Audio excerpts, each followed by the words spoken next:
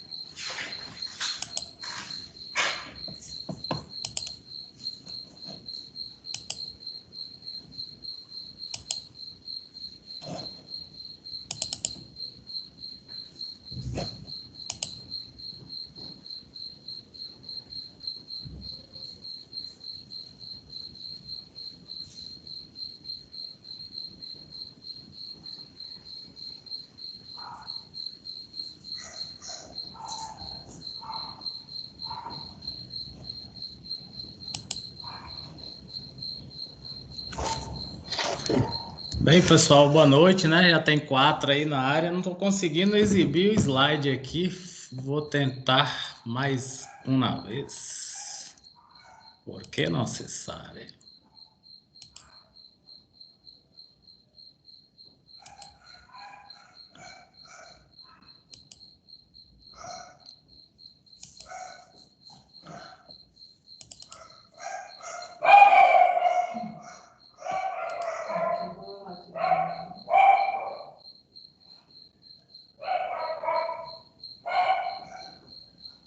Não tem.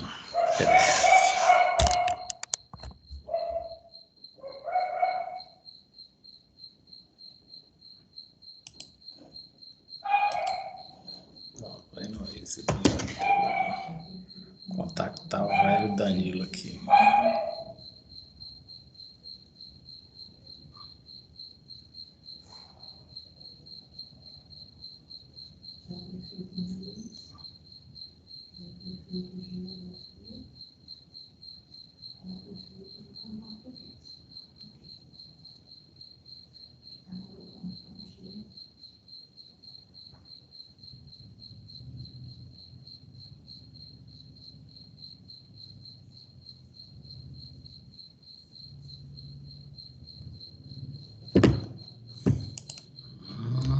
Mais uma vez. Não. aqui, não precisa PDF, não. Não sei se é a internet que tá ruim.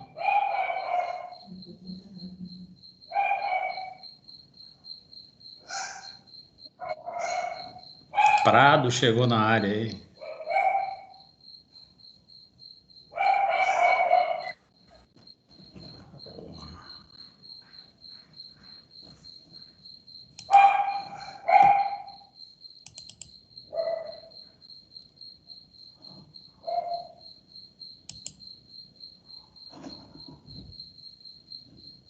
Deixa eu pegar ele aqui.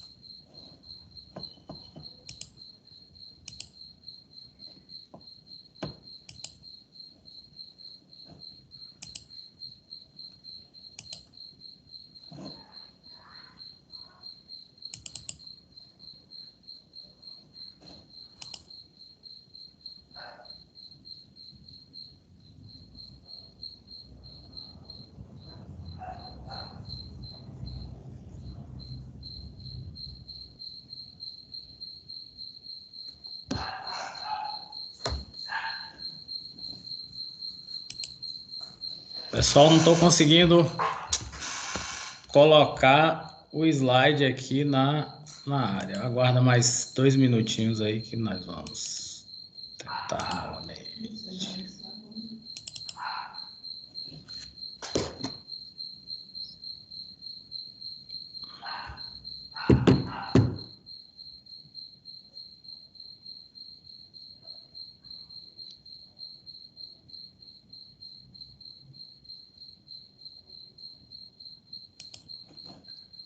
eu ver se com outro aqui pega.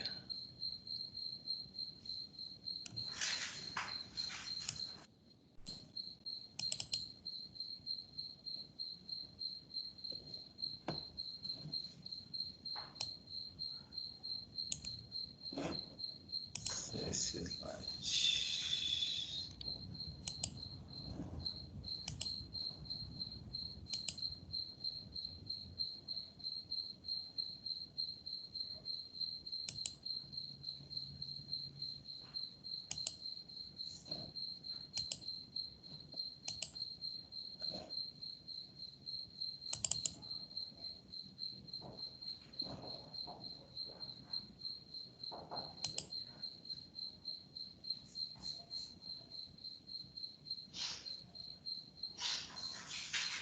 A internet tá ruim, velho. Muito ruim.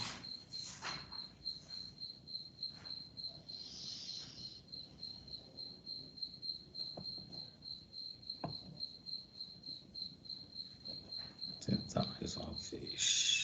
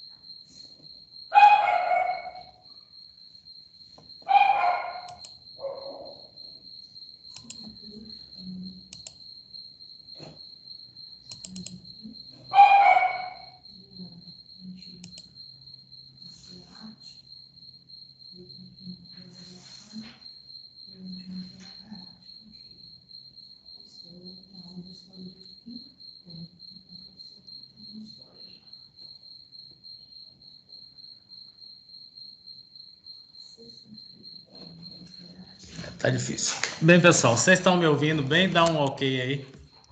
Quem está me ouvindo, dá um ok aí. Tá me ouvindo bem aí, aí? Eu estou ouvindo bem, Sérgio. Tranquilo. Ó, veja bem, não estou conseguindo baixar o slide, acho que a internet está ruim. Mas vamos lá, né? Dentro do que é possível. Se vocês não estiverem me ouvindo, falem. Então, primeiro os avisos, né? Nós vamos... vou disponibilizar na semana que vem aquela atividade de 1.500 pontos. E aquela atividade de sala de aula eu envio, mando as instruções e aí vocês me devolvem para a gente fechar logo isso. Na nossa disciplina, nós vamos hoje, né, para o 3.2. E aí, no 3.2, nós vamos tratar aqui da Política Nacional de Recursos Hídricos, né? Nós vimos falando já das unidades de conservação na aula passada e hoje nós vamos para a política de recursos hídricos. Eu vou colocar o slide lá no ambiente, porque eu não estou conseguindo exibi-lo aqui e deixa eu ver se ele vai agora. E na medida do possível, nós vamos levar essa aula aí. Vamos lá.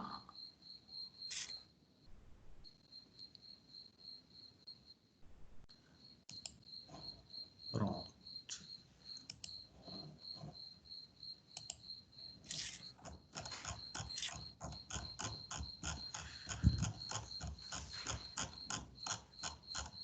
Então, a aula de hoje, nós vamos trabalhar com... Vocês estão me vendo aí, não? Estamos sim. Estão me vendo? Estamos. Tá. Tá vendo a tela? Só você. A tela não, né? Pronto. Ó, então nossa aula de hoje não consegui pegar o slide, acho que a internet está um pouco ruim, mas aí eu publico lá no ambiente da aula, é a seção 3.2, ela é a Política Nacional de Recursos Hídricos. Como a gente já vinha falando na aula passada, no Sistema Nacional de Unidade de Conservação, agora a gente pula para essas aulas sobre a Política Nacional de Recursos Hídricos. Estamos falando, obviamente, de água e de meio ambiente, e foi criada uma nova lei para disciplinar a política de recursos hídricos. Ela foi publicada em 97, é a Lei 9433, está tudo aí no slide. E aí a gente vai começar essa aula falando da nossa famosa situação problema, né? Então, a situação problema dessa aula, ela trata ali da famosa mineração paraense que nós vimos na aula passada, que ela é detentora do direito de lavra, de exploração de uma mina lá no Pará. E dessa vez o problema que vai ser levado ao advogado, nós vamos fazer aqui o papel de advogado da empresa, é que ela já tem uma licença para operar, a licença de operação. Vocês vão lembrar aí que o processo de licenciamento ele é composto de 3 fases, né? A licença prévia, a de instalação e a de operação. Por óbvio que a licença de operação é a última fase, e nesse caso aqui da mineração paraense foi deferida, né? A licença de operação foi deferida. Então, após análise da equipe responsável pela área ambiental, foi constatada a inclusão de uma nova condicionante ambiental. Por quem? Pelo poder público, né? Que a empresa, para explorar essas minas, ela deveria umidificar, ou seja, molhar as vias de acesso à mina diariamente. Então, a periodicidade é diária. E aí, o que acontece?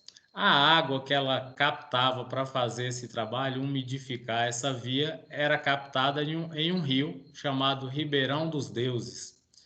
E essa captação, ela também era autorizada por uma portaria de outorga número 1/2005. Essa palavra outorga vai nos acompanhar por essa aula, que outorga é a autorização que o poder público concede para as empresas, né, explorarem recursos hídricos, tá? A outorga é concedida por uma autarquia chamada de ANA. Lembrem-se bem desse nome, o nome feminino, ANA. Agência Nacional de Águas. Foi criada por uma lei complementar no ano de 2000. Então, a Política Nacional de Recursos Hídricos é de 97 e veio uma lei complementar em 2000.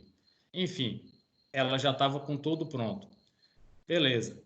Aí, o que acontece? Se essa água ela é de um ribeirão e depende de captação, o curso d'água vai ser alterado, vai mexer, qual é a orientação que você, como advogado, dará para a empresa de mineração? Que nota técnica você vai dizer para ela? Então, nós vamos trabalhar aí agora. Qual é a resposta que você vai dar para quem é o órgão que você vai pedir para explorar essa mina e, consequentemente, livrar-se dessa incumbência de molhar, né, de umidificar diariamente essa via. Então, como eu mencionei, você, como advogado da mineração paraense, você vai se dirigir à ANA, a Agência Nacional de Águas, né, que é a agência que vai lhe conceder a outorga. Essa é a primeira parte do nosso desafio. Então, você vai dirigir-se à ANA, encaminhar a famosa petição, explicar o que pretende, por que é difícil você umidificar essa via diariamente, e aí você vai, lá no final, nós vamos nos lembrar novamente daquela questão da contribuição, né, que o empresário ele faz quando ele explora recursos ambientais. Vocês estão bem lembrados que a gente chama de compensação ambiental, tá certo? Então, como advogado, você ia indicar que o órgão competente para emitir a autorização para confirmar essa outorga é a ANA, a Agência Nacional de Águas, que nesse caso aqui, para cuidar dos recursos hídricos, é o ente que está, digamos assim, no topo da cadeia, né? Abaixo, claro, da Constituição. Tranquilo? Então, aqui nós vamos lembrar, sempre a gente vai constitucionalizando o direito, a gente vai lembrando que o artigo 21 da Constituição, ele estabelece a competência material da União em matérias que envolvem interesse nacional. E o sistema de recursos hídricos, ele se enquadra nesse artigo 21 aí da Constituição. Vocês lembram que eu falei na aula passada que isso é a chamada constitucionalização do direito ambiental. Então, a Lei 9433, ela institui, além de matérias ambientais, ela vai fazer uma parceria, vamos dizer assim, com a própria Constituição. A Constituição é que vai fornecer aí todos os elementos para essa política de recursos hídricos. A ANA ela foi criada, como eu falei, é uma agência de controle, né? Uma agência reguladora em 2000. A Constituição é de 88. Então, ela bebe na fonte da Constituição, que nós já vimos aqui, reservou um artigo só para o meio ambiente, que foi o 225. Com relação ao 21, que a gente fala aqui, é a questão da competência, né? A competência vai do 21 ao 26, as competências concorrentes entre estados, municípios e o Distrito Federal. Aqui com relação à competência material no caso aqui é a competência administrativa, né? Então, nós vamos seguindo aqui. Aí nós vamos ver os fundamentos dessa política de recursos hídricos. Essa aula é bem pequena. Os fundamentos da política de recursos hídricos. Ele vai dizer logo de cara que a água é um bem público recurso natural limitado e dotado de valor econômico. Você vai gravar isso aí quando você for estudar. Bem público, recurso natural, limitado e dotado de valor econômico. Inclusive, essa primeira parte aqui dos fundamentos da política de recursos hídricos é objeto, até coloquei no slide, da primeira questão que você tem lá no AVA, que ele vai lhe dar 5 alternativas e a resposta correta é dizer que a água é um bem público. Então, ele é público, um recurso natural, todo mundo sabe, obviamente, e tem valor econômico, tá? Então, esse é o fundamento da Política Nacional de Recursos Hídricos. Aí ele vai complementar dizendo que ela possui um valor básico com o uso prioritário do recurso hídrico é para consumo humano e dessedentação de animais em situação de escassez. Dessedentação, obviamente, é matar a sede dos animais. Então, isso aí, o fundamento da Política Nacional de Recursos Hídricos, o que nos interessa. Água, bem público, recurso natural, limitado, nós sabemos que é, um assoreamento de um rio vai diminuir a capacidade hídrica dele, obviamente. E dotado de valor econômico, tem um valor enorme. O uso para recurso consumo humano e matar a sede dos animais, dessedentação dos animais. Esse é o fundamento. Aí nós vamos para o objetivo, ou os objetivos. Qual é o objetivo da política de recursos hídricos? Assegurar disponibilidade de água em padrões de qualidade adequado, né, aos respectivos usos de necessidades atuais e futuros. Aí volta o 225. Qual é a premissa maior ali do artigo 225 da Constituição? Preservar o meio ambiente, a sustentabilidade e a boa qualidade de vida para gerações atuais e futuras. Não sem razão, um dos objetivos da Política Nacional de Recursos Hídricos é garantir, né, os recursos hídricos para presente e futuro, tá? São os objetivos. Aí nós vamos ver agora as diretrizes de ação. Como é que há essa articulação entre União e Estado para o gerenciamento dos recursos hídricos? Observe aqui que quando se trata de política de gerenciamento, o município ficou de fora. Então, como a gente já estudou lá em direito constitucional, embora o município integre é um ente federativo como qualquer outro, ele é como se fosse assim o primo pobre em determinadas questões. Aqui na Política Nacional de Recursos Hídricos, ele fica de fora da gestão sistemática. Ele vai apenas participar como ente subsidiário, ou seja, um ente que fica à parte. Caso não haja um órgão da administração pública federal ou estadual, aí o município é chamado para participar. Caso haja, ele aí não, vamos usar uma expressão bem simples, ele não apita nada, tá? E quais são os instrumentos utilizados pela Política Nacional de Recursos Hídricos? São vários. Isso também é objeto lá acho que é a segunda questão lá do AVA. Como é que essa política é exercida? Você tem os planos de recursos hídricos, o enquadramento dos veios, dos mananciais, dos corpos de água em classes, principalmente esse aqui que eu vou dizer que é a outorga, que é o direito de uso. A outorga, lembrem bem, viu, gente? Quem está no topo aí da pirâmide da cadeia é a ANA, Agência Nacional de Águas. A permissão para cobrar pelo uso, tá? E, por fim, um Sistema Nacional de Informação sobre Recursos Hídricos. Então, esse sistema está concentrado, né, na Agência Nacional de Águas. Eles têm informes direto por aerofotogrametria de como anda as nossas bacias hidrográficas, né? Como andam nossos rios, nossos veios, riachos, eles têm controle disso tudo aí, tá? Pelo menos legalmente é assim que deveria funcionar, mas esse ano teve aquele problema com o INPE, que é um dos institutos que medem também, que batem essas fotos, enfim. Mas legalmente essa é a instrumentalização da Política Nacional de Recursos Hídricos.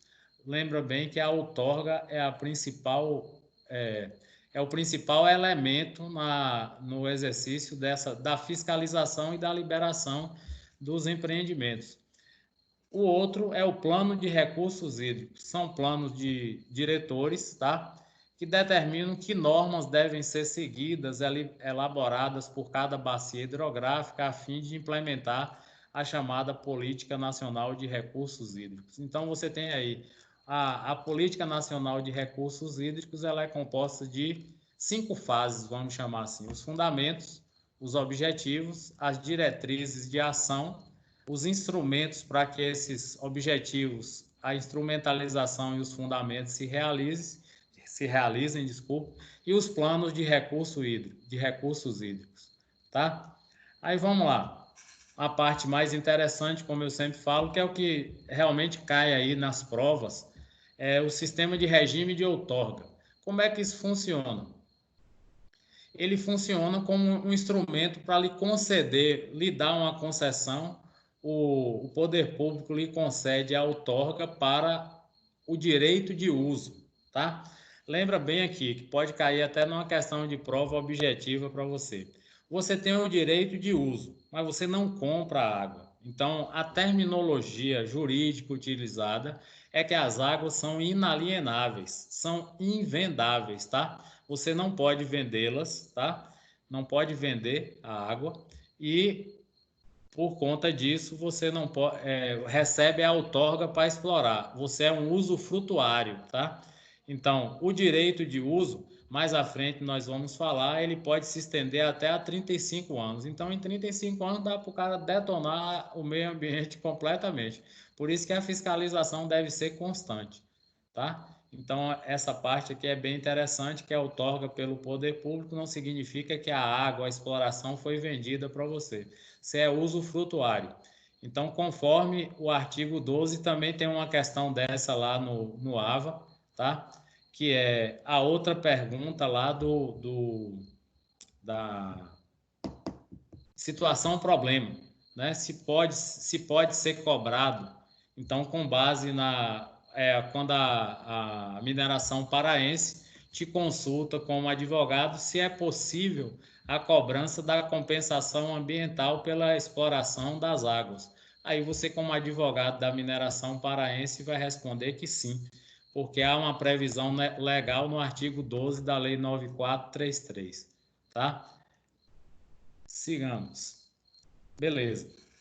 Aí, como toda regra tem exceção, assim como as unidades de conservação, nós falamos que a estação ecológica e a estação ambiental, elas estão livres de consulta pública. No caso da outorga, tudo depende de outorga do poder público. Outorga é a autorização.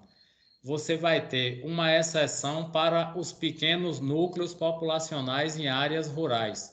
Riacho, aqueles veios, os pequenos mananciais não precisam de outorga para o usuário. Então, qual é o pré-requisito para a dispensa da outorga?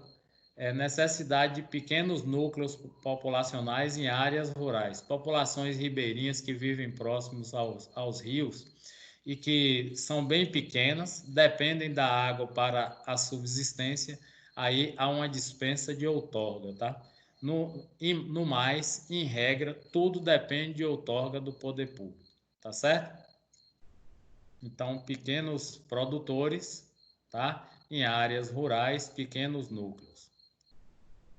A competência para a concessão da outorga, tá? Se regerá pela observância do domínio do recurso hídrico, cabendo delegação aos estados e ao DF pelo Poder Executivo Federal. Então, aquilo que eu falei, o município, só se não houver nenhum órgão, aqui na Bahia a gente sabe que tem CRA, Centro de Recursos Ambientais, a gente sabe que existe vários órgãos ambientais, nós temos Secretaria Especial do Meio Ambiente, então não carece de convocação do município, tá?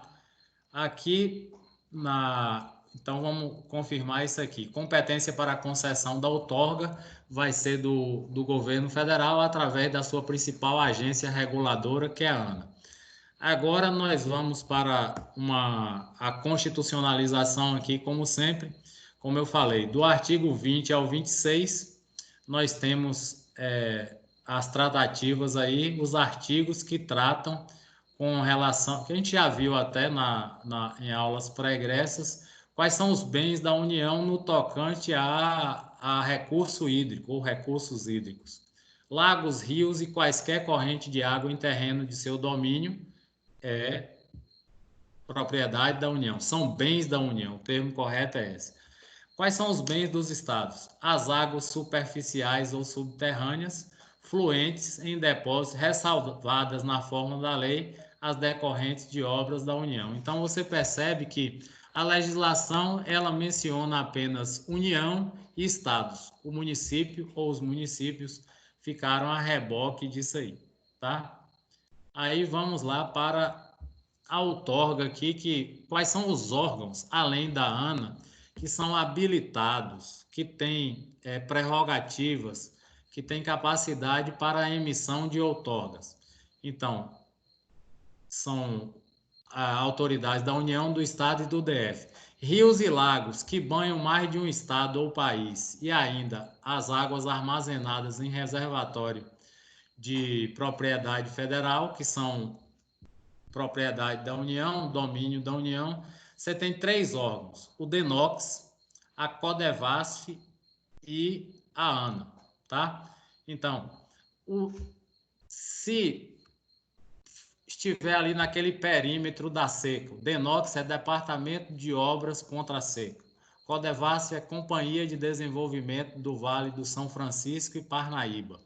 Então, onde tem essas agências reguladoras, elas também podem emitir outorga, mas com delegação da ANA, tá? Então, elas podem emitir se elas forem delegatárias, tá? Então, se cair isso aí numa prova, vai lembrando disso, essa palavra feia, delegatárias. Então, a ANA pode abrir mão para o DENOX ou para o CODEVASF para conceder uma outorga, mas o direito, né, legalmente para a emissão dessa outorga é dela. Mas esses 2 órgãos, porque o DENOX ele cuida de obras contra a seca, então onde tem a agência do DENOX, ele conhece, né, a região e às vezes não tem um escritório, um preposto da ANA, então ele pode ser delegatário dessa permissão. A CODEVASF do mesmo jeito, tá? Tranquilo? Então aí você vai ver no seu livro que tem o significado disso aí.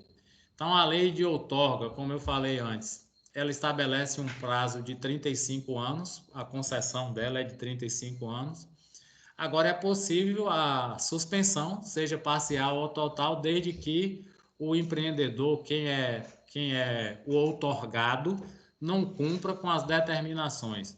Então, isso aí está no artigo 16, vocês vão ver lá, o não cumprimento pelo outorgado nos termos da outorga. Então, ele tem ali direito de explorar um determinado rio até tanto.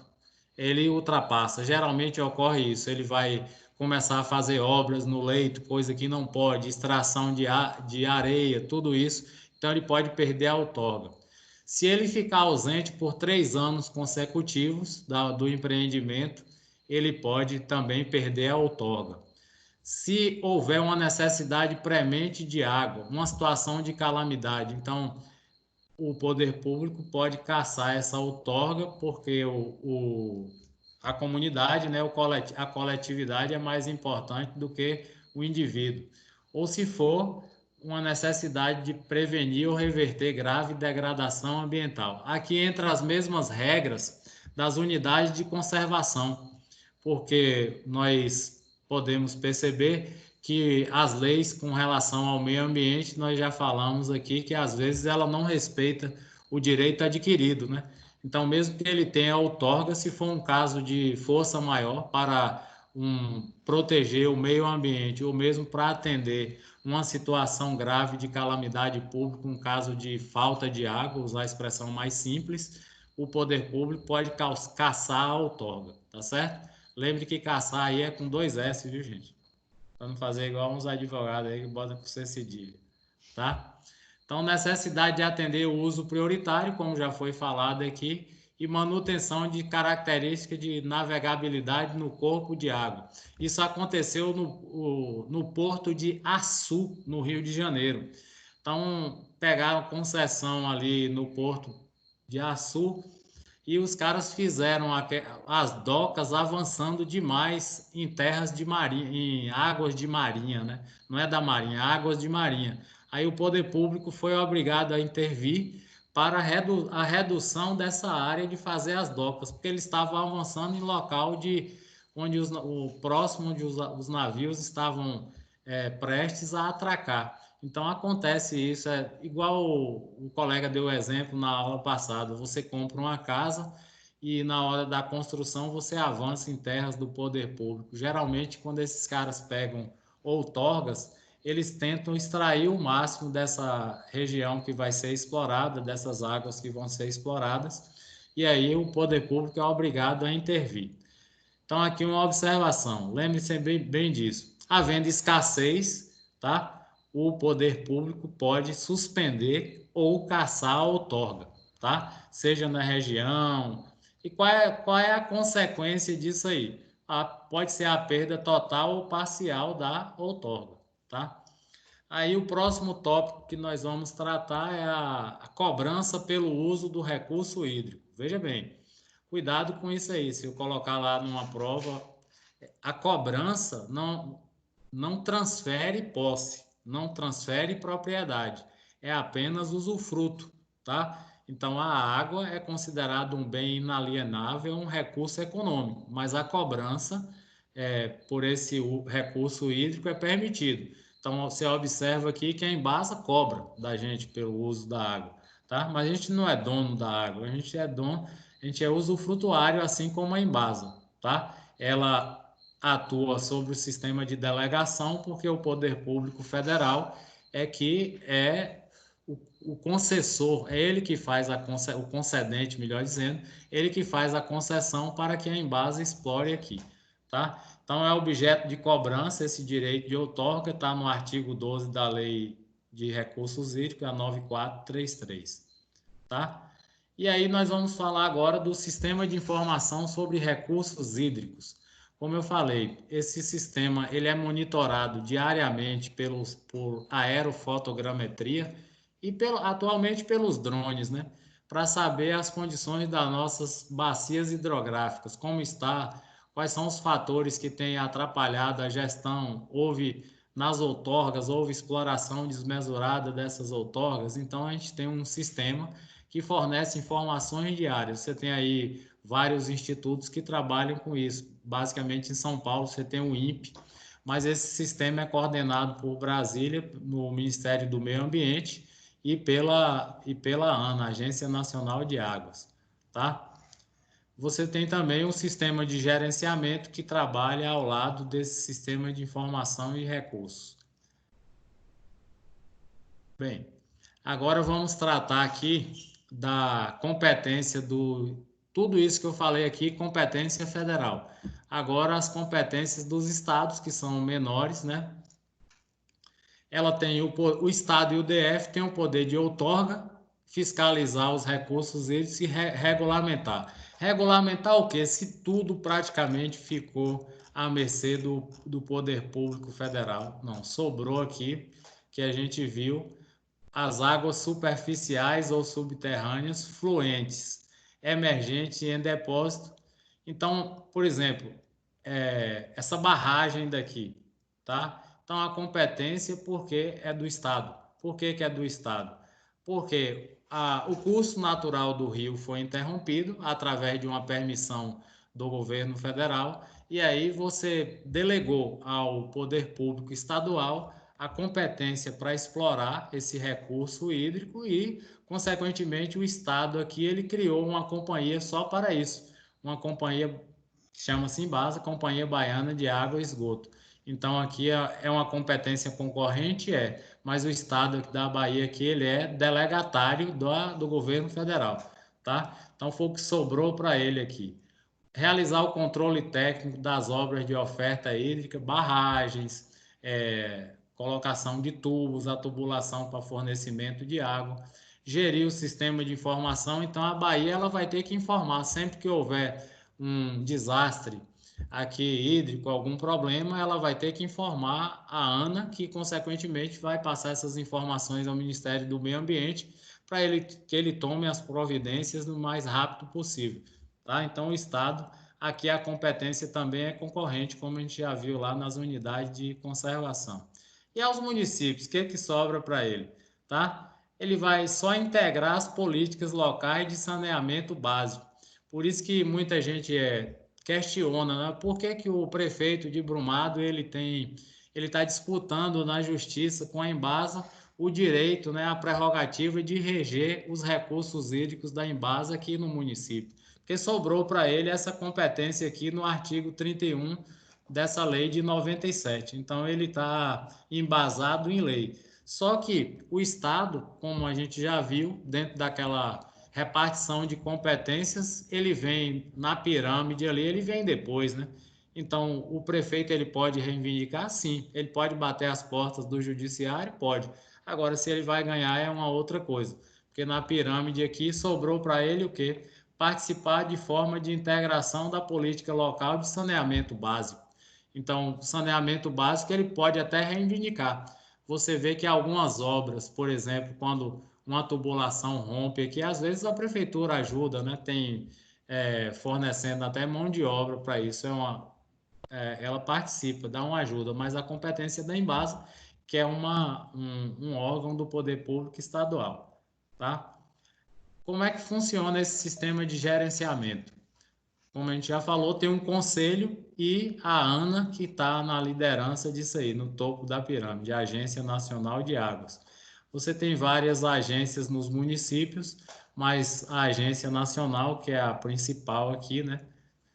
O conselho, ele é o órgão que delibera, é o maior, que tem função apenas normativa. O poder executivo da Política Nacional de Recursos Hídricos fica a cargo da ANA, como nós já falamos. Ela foi criada em 2000, através de uma lei complementar, né? A Lei 9984, foi no governo do Fernando Henrique, e aí nós vamos ver as competências dela aqui, como a gente já falou. Competência de supervisão, controle, disciplina e operar o Sistema Nacional da Política de Recursos Hídricos. E como já foi falado lá no início da aula, a principal prerrogativa da ANA é a concessão das outorgas, né? Que é a autorização para funcionar, tá? E também a fiscalização do recurso. O Conselho Estadual de Recurso Hídrico, aqui na Bahia também tem, integra a política de gestão, tá? Vou atender o colega aqui. Alô? Ah, tá, peraí. A galera tá aguardando aqui no lobby. Pô, Anacleto, desculpa aí, mano. Tá ok aí agora? Beleza? Tranquilo aí, gente? Todo mundo me ouvindo bem? Hello. Todo mundo ouvindo bem agora. Valeu. Beleza. Desculpa aí, Carmelito. A internet aqui tá ruim, ué. Então, os comitês de bacias hidrográficas, vocês não estão vendo o slide, não é isso? Não. É porque a internet está ruim aqui, mas eu vou publicar. Alô? Diga. Não, a gente só tá vendo você mesmo, tá vendo esse slide, não. Ah, tá. Eu vou publicar lá na seção 3.2, assim que terminar a aula, eu publico lá, porque a internet está ruim pra caramba hoje aqui. Então, vamos lá. Nós estávamos falando aqui da ANA, né? Que é o principal órgão outorgante aqui da Política Nacional do Meio Ambiente. Ela é uma autarquia. Aqui, como a gente sempre faz ressalvas, vocês já sabem que uma autarquia é um órgão do poder público federal, que ela tem autonomia administrativa e financeira, mas que o poder executivo é que faz a indicação dos seus dirigentes, né? Então, nós temos aí exemplo de autarquia a ANA, a ANEEL, né, a própria o INSS, são autarquias, são órgãos da administração pública indireta, viu, gente? Já vão gravando esses conceitos aí, que direito administrativo é aquele ramo do direito que mata e esfola, porque é só letra de lei, não tem interpretação, tá? É só letra de lei. Então, a autarquia faz parte da administração pública indireta, né? Da administração indireta, tem autonomia financeira e administrativa, porém, a indicação dos seus executivos, dos seus dirigentes, é competência do executivo, do poder executivo, até que o STF venha a interferir nessa prerrogativa aí, tá certo? É claro que eu estou fazendo uma brincadeira, mas isso aqui é uma autarquia. Então, a Agência Nacional de Águas, ela é uma autarquia, tá? É encarregada de implementar essa política nacional aí de recursos hídricos, correto? Supervisão, disciplina, normatização, controle, outorga e fiscalização de recursos hídricos fica a cargo dela.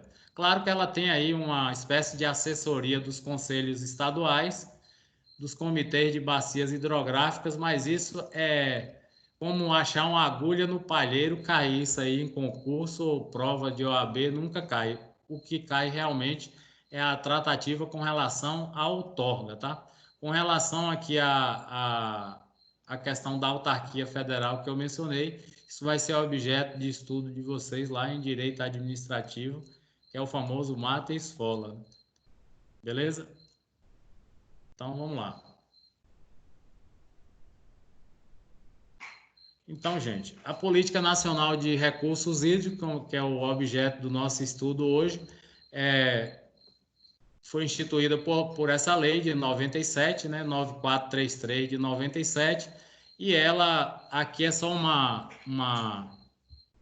para relembrar, ela tem fundamentos, objetivos, diretrizes e instrumentos, tá? Tem um Sistema Nacional para gerir os recursos hídricos, você tem uma agência reguladora, que é a ANA, Agência Nacional de Águas, tá? E aí, em regra, essa nossa disciplina, nossa aula hoje, 3.2. Eu vou abrir aqui para vocês fazerem algum questionamento, porque já estou aqui há 50 minutos falando. E aí, estou aguardando vocês aí manifestarem com relação a essa política nacional de recursos hídricos. Não consegui baixar o slide, acho que minha internet está ruim hoje. Aí eu vou publicá-lo lá e do mesmo jeito que a gente sempre publica, com o link diretamente lá para o YouTube, para que vocês consigam ver a aula em outro momento, quem não está aí presente. Diga aí, camarada Clebson. Tá na área aí, Clebson? Eu tô. Não sei nem onde é que começou aí. Você não deu... Foi Carmelito, não deu o grito aí, não? Desculpa aí, gente. Ó, eu vou relembrar aqui para vocês que chegaram depois, tá? Carmelito conhece um bocado de gente para colocar na aula. Vamos lá. Eu vou relembrar aqui para vocês que chegaram depois. É rapidão aqui. Só para inserir vocês aí no tema. Veja bem, essa seção 3.2, nós tratamos aqui da Política Nacional de Recursos Hídricos, tá? Recurso hídrico como todo mundo sabe, é água.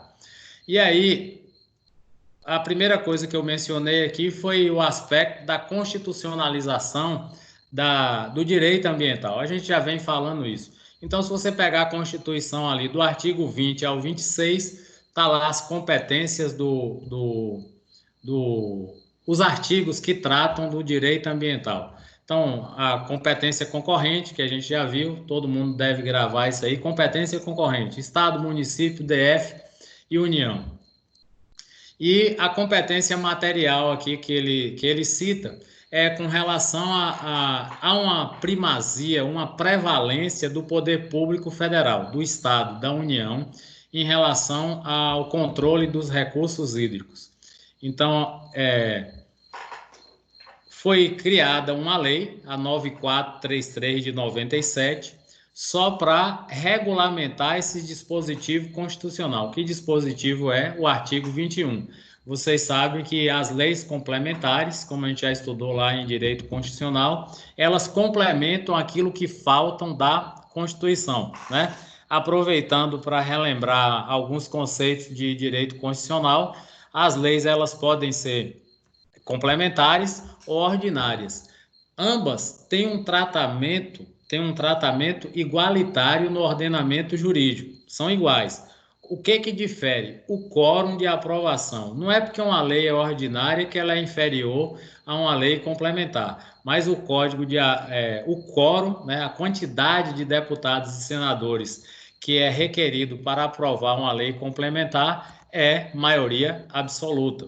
No caso de uma lei ordinária, é maioria simples, tá? Então, é isso que trata. As leis complementares, elas são leis chamadas de infraconstitucionais e, como eu mencionei, elas complementam alguma parte da Constituição que ficou incompleta. Então, aqui, é só para confirmar, a competência administrativa ou material para gerir os recursos hídricos, em primeiro plano, é da União, do Poder Público Federal.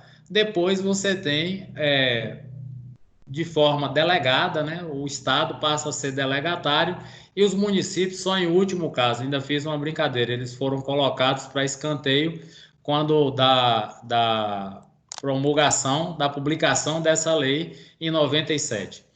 No ano de 2000, no governo de Fernando Henrique, foi criada a agência reguladora, né? Vocês sabem que com o objetivo de desestatizar boa parte dos órgãos públicos que cuidavam desses bens, tipo energia elétrica, recursos hídricos, o governo criou as chamadas agências reguladoras. Isso é um modelo que existe nos Estados Unidos, funciona, beleza. Só que aqui a gente sabe que há ingerência política nessas agências reguladoras. Então, ele criou a ANA, que é o órgão, que é a autarquia, melhor dizendo, encarregada de fornecer as outorgas para a exploração do recurso hídrico.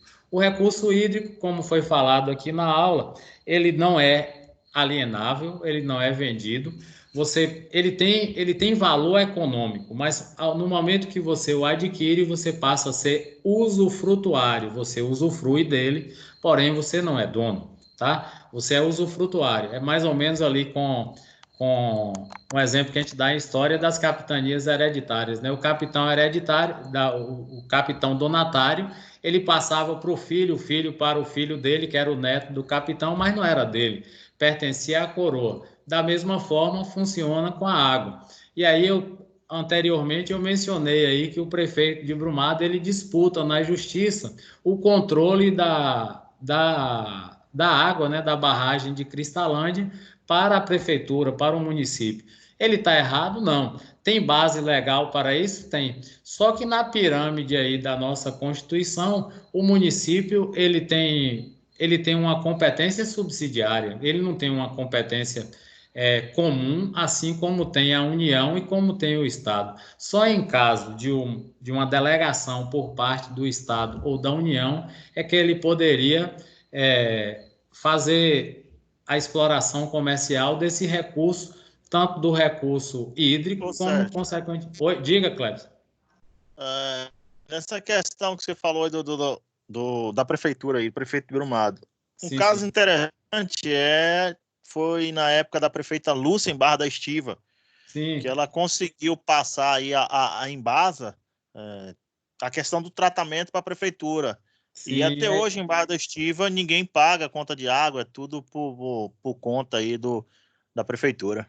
Ah, tá. Então, no nosso caso, se a gente conseguisse, tivesse certeza que a gente não ia pagar nada, a gente ia torcer para Eduardo ter sucesso nessa lide. Aí é que está o problema, né? São 40 milhões aí a lucratividade da Embasa. Aí que está o problema. E o medo, no caso de Barra da Estiva, você deu um exemplo bom. O medo da gente é que o prefeito, não ele, não quer dizer que seja ele, quem vier puder explorar essa questão, né, de você aí falar, tal rua aqui só tem opositor, eu vou fazer o seguinte, eu só vou liberar a água 2, 3 dias da semana. Já pensou se isso acontecer, o cara vai ter um poder enorme, né? No caso do estado é mais difícil, porque está de longe e tudo mais, mas numa prefeitura onde tem prefeituras em cidades pequenas que a situação, os caras se digladiam mesmo, brigam, né? Com relação a várias outras coisas, não só com a água, né? Então, veja bem, como recurso aqui, o uso prioritário do... Diga.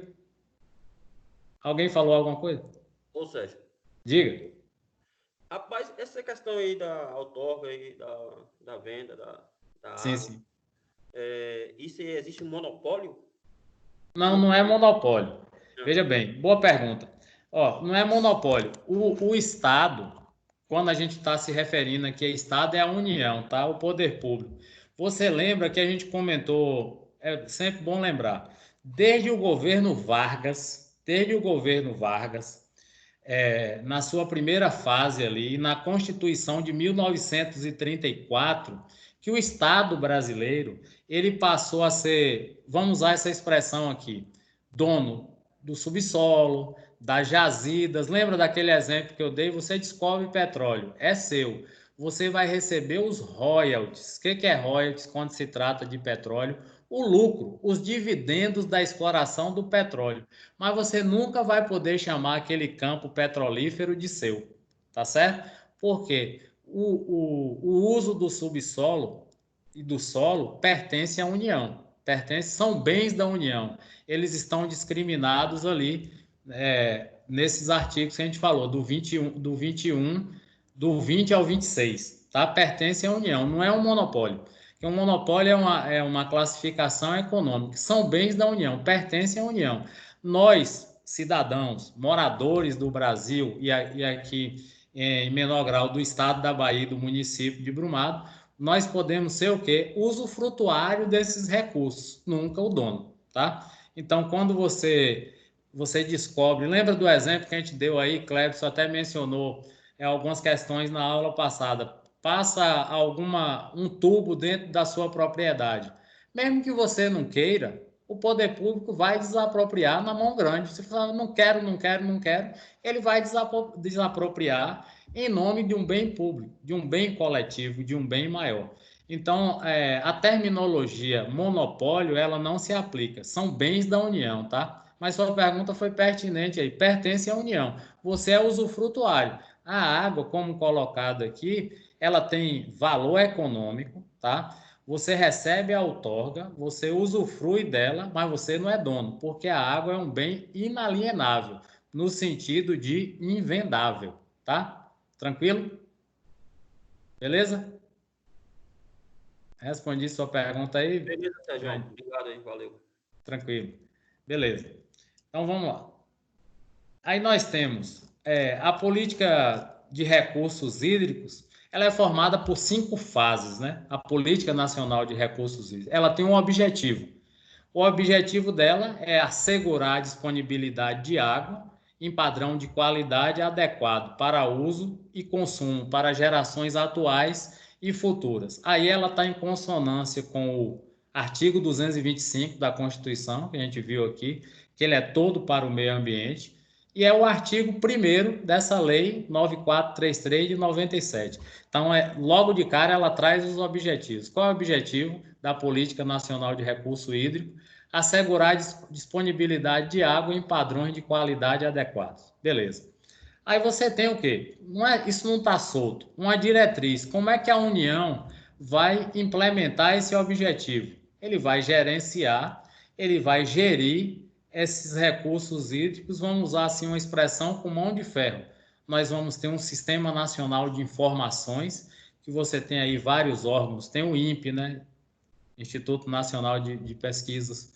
Você tem vários órgãos que assessoram, que ajudam o Ministério do Meio Ambiente a controlar as nossas bacias hidrográficas, para saber, tem assoreamento, ou seja, está cheio de areia, está tendo algum problema aí. A gente está sempre ligado, porque tem órgãos que estão fiscalizando isso diretamente, porque observe no objetivo principal, garantir a disponibilidade de água em padrões saudáveis para nós e para as gerações que vão nos suceder, tá? E ela tem o quê? os instrumentos que eles vão usar. Que instrumentos são esses? Os planos de recursos hídricos. Você traça planos, traça metas. E a principal delas que é a outorga. A outorga é uma concessão, é um direito que você vai adquirir, sabendo de antemão que aquela água não é sua, você só está explorando como uso frutuário, não pertence a você. Ela tem valor econômico? Tem, mas ela é inalienável. O poder público não está te vendendo, está concedendo a você uma licença para explorar. Tranquilo?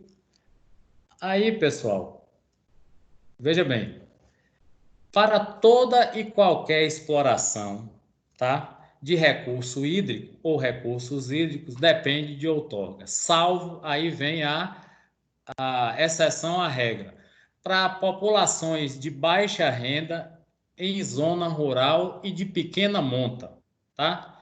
Então, você está ali numa localidade pequena, tem um veio, né, um manancial, você pode explorar sem a outorga, sem essa concessão do poder público. Só nesses casos, tá? Tranquilo? Só em pequena monta. Tudo isso está disciplinado em lei. Então, volto a repetir, a outorga implica apenas no direito de uso, não significa que você é dono, tá? Sigamos. Pequena monta, aqui já falei.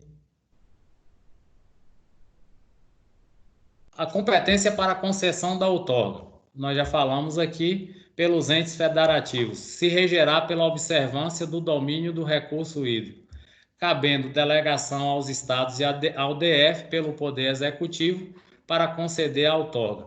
Então, onde não tem uma agência da ANA, um escritório da Agência Nacional de Águas, ele pode permitir que o estado e o DF concedam essa licença, né, essa outorga para exploração, E aí nós vamos para o artigo 20, que vai dizer o seguinte, já falei aqui que do 20 ao 26 é que está as competências onde está expresso o que é bem da União. Então, se você for lá, eu estou no artigo 20, ele é claro, reforçando a sua pergunta, são bens da União. Lagos, rios, tudo que é subsolo, terreno de marinha, jazida, exploração petrolífera são bens da União. Aí, aproveitando sua pergunta, antes de Fernando Henrique, a Petrobras ela tinha o monopólio da pesquisa, prospecção, exploração e comércio do petróleo, né? Até o transporte, que você tinha a Braspetro. Depois esse monopólio foi quebrado. Aí sim, você tinha uma empresa que era monopolista nesses aspectos aí. Mas o bem, o petróleo, continuava sendo bem da União. Você tem uma empresa que você criou, né? E posteriormente ela surgiu como uma empresa estatal, depois ela virou uma empresa de economia mista, que você vai admitir a participação de acionistas, e aí houve quebra do monopólio da Petrobras, mas o direito do petróleo pertence ainda à União, que pode fazer o quê? Regime de partilha, igual você está vendo lá do pré-sal, ou regime de concessão, mas ninguém é dono. O cara tem direito a explorar, a empresa estrangeira, qualquer que seja, Shell, Chevron ou Chevron, como queiram, ele tem direito de explorar, mas o ativo, o bem é do Brasil, o veio, né, a mina é do Brasil, tá? Tranquilo? Então, o monopólio até então do petróleo era da Petrobras, depois houve quebra do monopólio. Como os Correios. Os Correios, sim, ele tem monopólio, né, na distribuição das cartas, né, que estão querendo quebrar o monopólio. Ele é uma empresa estatal que é detentor do monopólio tipo assim, tem outra empresa no Brasil que entrega SEDEX? Não. Tem outra empresa no Brasil que entrega correspondência, carta? Não. Você pode ter para encomenda, mas para carta, SEDEX, essas coisas é monopólio dos Correios, que é, sim, uma empresa estatal, tá? Já vai falando aqui, já vai para direito administrativo, enfim. E aí, aqui no 26, ainda no 26, ele vai dizer que são bem dos estados aquilo que sobrou, que não é bem da União, e vai confirmar o que a gente já vinha falando. A outorga é feita pela ANA, e em locais em que não há uma agência da ANA, Agência Nacional de Águas, ela pode delegar para o DENOX e para a Codevasf. DENOX é Departamento Nacional de Obras contra a Seca. Todo mundo aí deve saber que eles ajudam aí na seca do Nordeste. Também é um departamento, criação autarquias, e a Codevasf, que é a Companhia de Desenvolvimento do Vale do São Francisco e do Parnaíba, né? Enfim, mas vamos gravar aqui o que é de maior importância, que é a Agência Nacional de Águas, que é a outorgante, né? Bem, concessão da outorga, 35 anos, tá certo? Então, diferentemente da licença de operação, que é de 10, né? Da licença de instalação, que é de 6, e da licença prévia, que é de 5, lá que nós falamos com relação a mina e empreendimento, uma outorga do empreendimento hídrico de uma exploração é de 35 anos. Agora, se o outorgado não cumprir, a outorga pode ser suspensa parcial ou totalmente, tá? Parcialmente ou definitivamente. O que caracteriza o não cumprimento?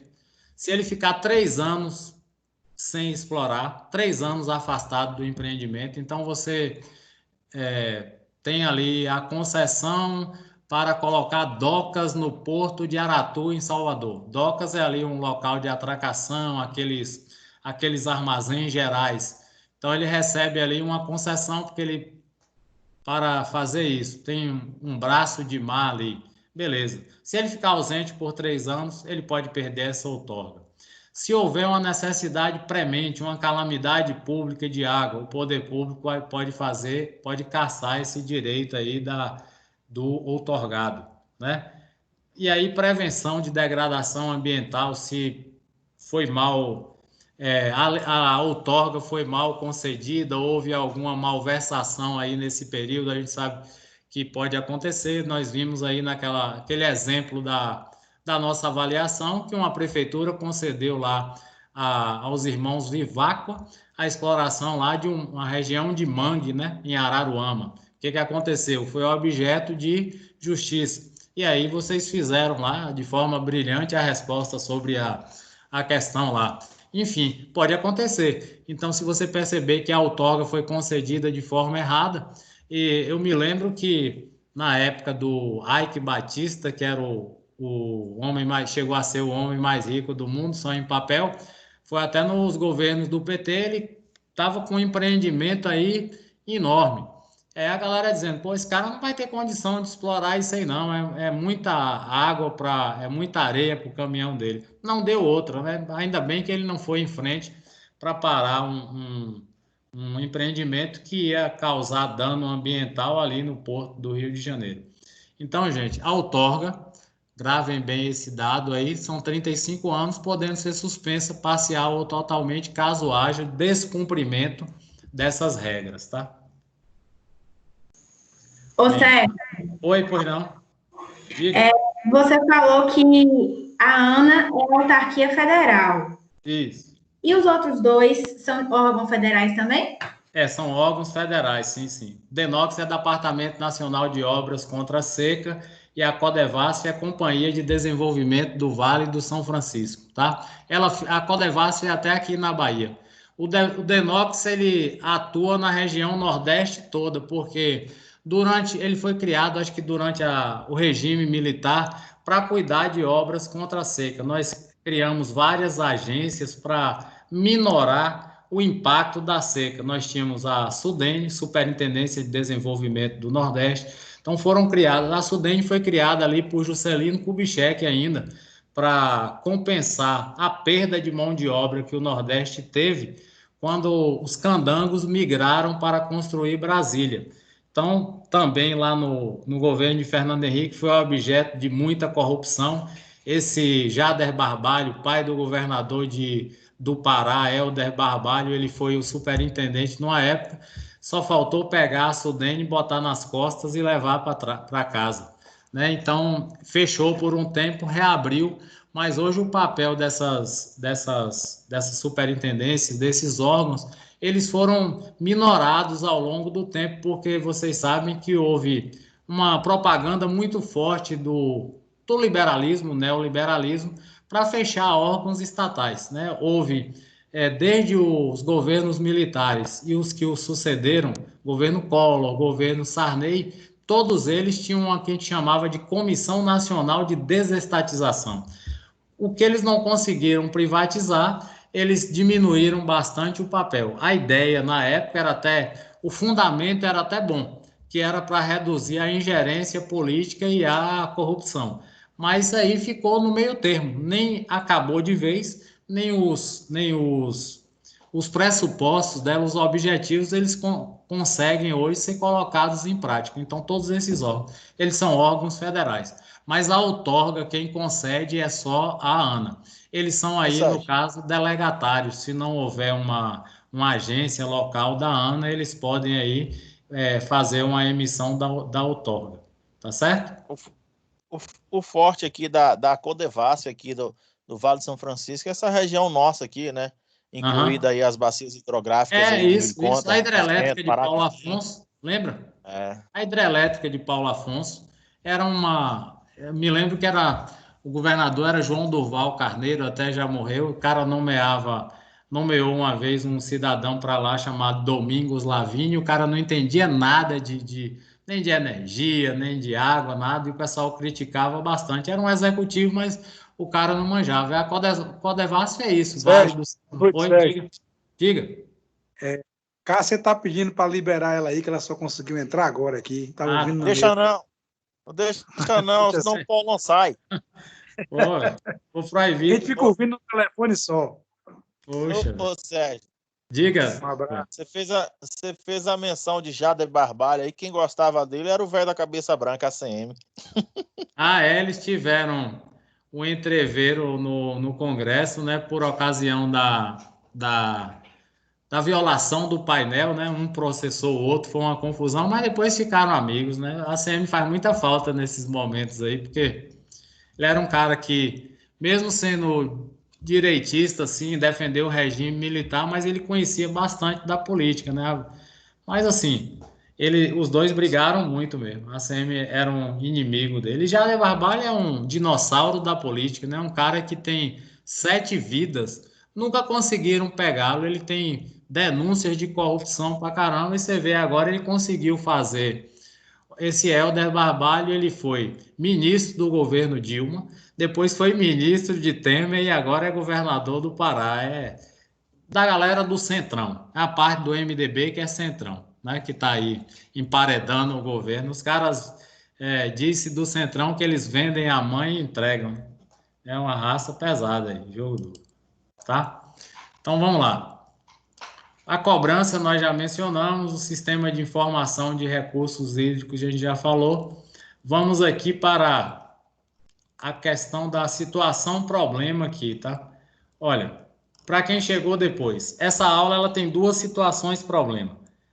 A primeira ela trata aí da chamada mineração paraense, aquela mesma da aula passada, que ela ela é uma mina, nós já sabemos, uma mina de ouro. E aí ela descobre uma mina próxima de lá, e aí ela quer explorar. Ela já tem a licença de operação, vocês sabem que é a terceira fase ali das licenças, você tem prévia de instalação e de operação. Só que aí é necessário que ela cumpra com um pré-requisito. Que pré-requisito é esse? Ela vai ter que umidificar a estrada que leva à mina. Quem já foi aí na Magnesita, conhece zona de exploração mineratória, você sabe que você tem que molhar ali sempre, né? Vai molhando até para que não gere poeira. Tem uma série de exigências aí. E aí o executivo da mineração paraense, ele te contrata como advogado para, junto ao órgão federal, pedir a outorga para a exploração dessa nova mina que eles descobriram, a mineração Gold 2000, né? Gold é ouro, um novo projeto.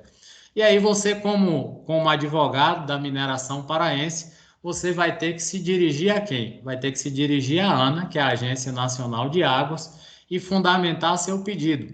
Só que aí tem uma barreira. Essa água que vai umidificar essa estrada que leva até a mina, ela é retirada de um ribeirão e vai afetar o meio ambiente, vai afetar essas populações que dependem dessa água. E qual é a justificativa que você vai dar ao se dirigir à ANA? Você vai se comprometer como advogado dela a fazer aquela famosa compensação ambiental que nós falamos na aula passada. O que é compensação ambiental? Bom, você vai retirar o recurso de um rio, na mesma medida ou maior, você vai ter que compensar o meio ambiente, tá certo? Ou redução do consumo de água em uma outra unidade sua, ou ajudar essas populações ribeirinhas que dependem desse recurso hídrico, enfim.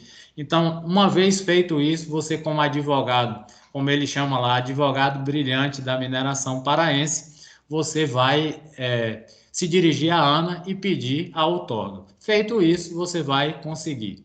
A outra situação, problema, ela vai girar em torno da cobrança do recurso, né?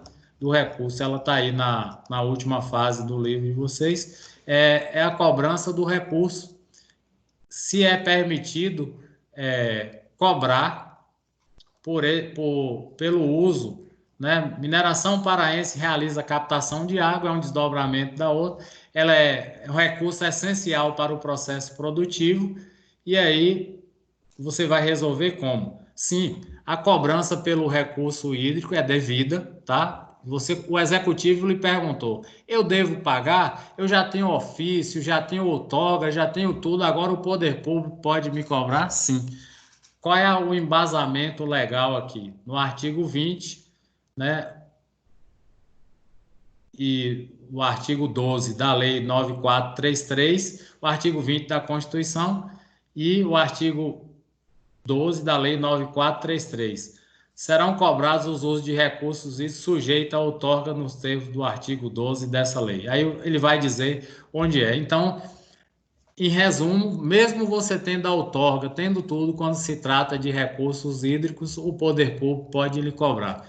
Por quê? É um bem muito delicado, a água é um bem muito delicado. Lembra lá que no próprio 225 da Constituição já há uma previsão legal para a preservação do meio ambiente, sustentabilidade para gerações atuais e futuras. Com a água não é diferente.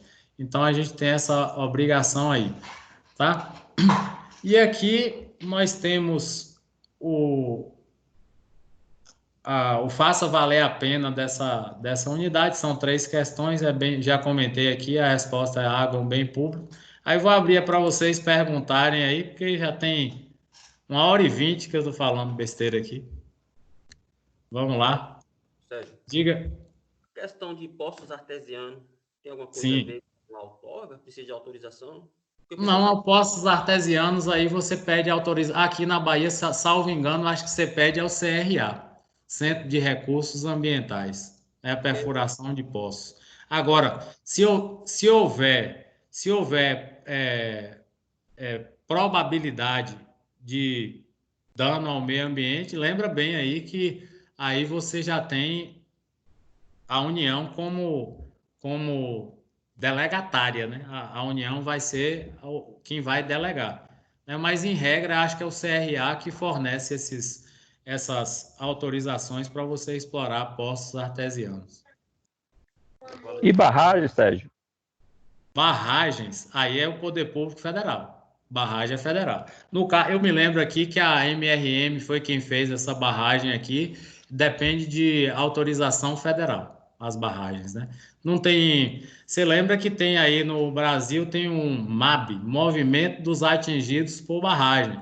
Durante o governo Fernando Henrique, era muito comum esses caras sentar a praça lá na frente do Palácio do Planalto, e mesmo no governo Lula, durante a construção lá de Belo Monte, que provocou danos ambientais enormes, tá? As barragens são poder público federal, tá? Não é estadual, não. A barragem é poder público federal, porque ele vai fazer o quê? Alterar completamente o meio ambiente. Você vai represar um rio. Aí tem aquilo que a gente já falou em aulas pregressas, estudo de impacto ambiental, que é o EIA, e o RIMA, né? Relatório de Impacto do Meio Ambiente. Lembrem-se que Belo Monte, nós tivemos pareceres até de técnicos estrangeiros, israelenses deram pitaco, chineses deram pitaco, americanos deram, mas o governo foi e fez. Agora que passou, os danos estão aparecendo, né? Muitas situações de malária, uma série de problemas, e a economia não cresceu como era a projeção de Belo Monte, né? Na época, o governo dizia que era necessário para, como indutor do desenvolvimento, a gente não podia ficar à mercê de poucas hidrelétricas. O fato é que hoje, não sei se vocês viram, a gente está usando a energia elétrica aquém da nossa capacidade instalada. Mas o poder público federal é que é o outorgante para as construções de barragem. São bens da União aí, os rios, né? As bacias hidrográficas. Ô, Sérgio, Diga. Você falou que ia colocar uma atividade no portal semana que vem? Ah, tá. Para quem chegou depois, nós temos ainda nosso curso nós temos ainda a próxima aula, que é a 3.3, e as 3 últimas que fecham a unidade. As 3 últimas são, até a meu juízo, mais interessantes, que a gente vai poder trabalhar com o direito civil, o direito penal, interagindo, né, onde eles interagem com o direito ambiental. Aí eu vou colocar aquela atividade de 1.500 pontos para a gente matar logo isso. Não sei se a gente volta no mês de junho. Fala-se que o prefeito aqui em Brumado, já ouvi pela Rádio Corredor, que como é que se diz? A Secretaria de Educação, ela já vai fazer reuniões depois do dia 15 com alguns coordenadores para preparar o retorno às aulas. Não sei se isso é verdadeiro. No nosso caso, Sérgio, diga, Cléber. É oficial pro dia 1º, viu?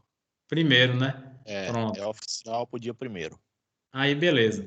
Para o dia 1º, aí, se a gente voltar presencial, é bem tranquilo que o debate flui mais. Então, eu vou colocar essa atividade, aquela que a gente faz de 1.500 pontos, para a gente matar logo isso e ficar livre para trabalhar com mais tranquilidade a parte que eu julgo assim mais interessante, que é o que eu falei, que é onde o direito ambiental a gente vai ver as punições cíveis e as mesmas penais para os detratores, os degradadores do meio ambiente, né? Eu acho bem interessante essa parte aí, tá? Que é muito cobrado aí. Diga. Ô Sérgio, já houve aqui problemas que o governo do estado que mandou desmanchar as barragens. Eu mesmo fui já em algumas para tirar a barragem, para mandar derrubar tudo. Não, isso mesmo, essas pequenas que são feitas em propriedades particulares, não é isso? Isso. Sim, entendo. Mas aí que essas barragens em particulares foram feitas o quê? Ao arrepio da lei, né? O cara não sabe. Quantas não tem aqui? A MRM, quando ela construiu essa barragem de Cristalândia, só de Cristalândia para cá, tinha inúmeras barragens de terra, de lama, impedindo o fluxo normal da água. Por isso que as pessoas reclamavam.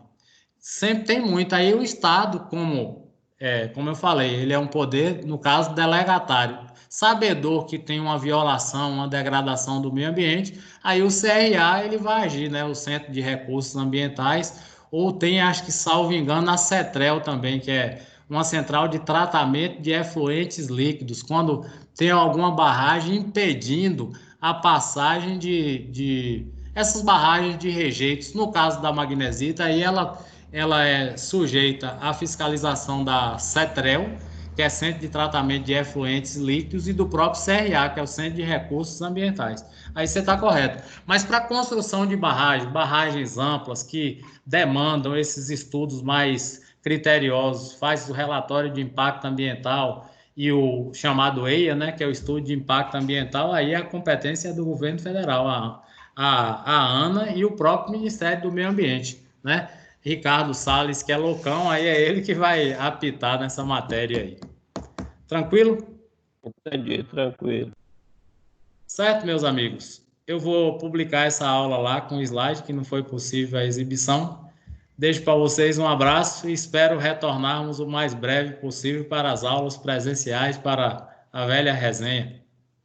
O negócio tá Boa bom. noite. Tem Carmelito mandando derrubar a barragem. Tem Ana regulando Carmelito é tudo. agente O negócio na público. sala tá bom, hein? Ele tem fé pública, é agente público, é o homem que prende e manda soltar. Aí o bicho é muito doido mesmo. Certo aí, irmãos? Um abraço para vocês. Até a próxima quinta. Boa noite. Boa noite. Boa noite, professor. Boa noite. Abraço. Boa noite, colegas.